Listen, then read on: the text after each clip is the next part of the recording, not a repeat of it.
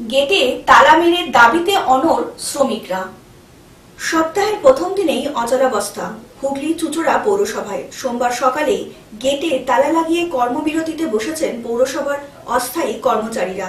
ताদের दाबी दैनिक मजुरी 100 থেকে বৃদ্ধি করে 65 বছরের ঊর্ধ্বে কর্মীদের চাকরি চলে গেলে 50 লক্ষ টাকা এককালীন অনুদান দিতে হবে।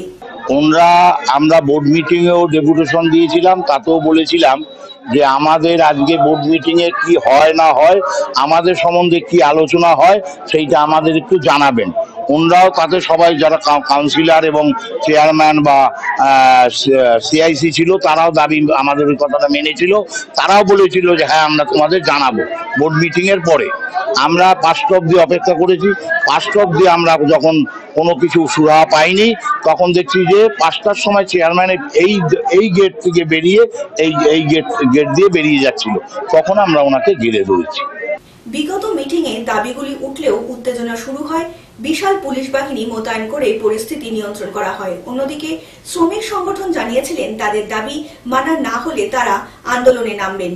মিটিং এ তারা কোনো আশ্বাস না মেলায় সোমবার সকাল থেকেই তারা গেট বন্ধ করে কর্মবিরতির ডাক দিয়েছেন।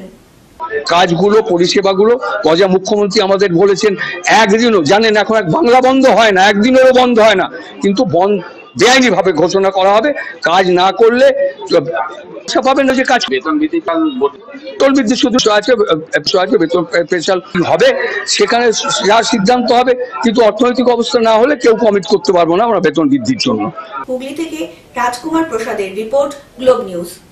এখন থেকে গ্লোব টিভি দেখুন আপনার স্মার্টফোনেও। গুগল প্লে স্টোর অথবা অ্যাপল স্টোর থেকে ডাউনলোড করুন গ্লোব টিভি লাইভ অ্যাপ। এছাড়া জিও টিভি অ্যাপ থেকে দেখুন গ্লোব টিভি লাইভ।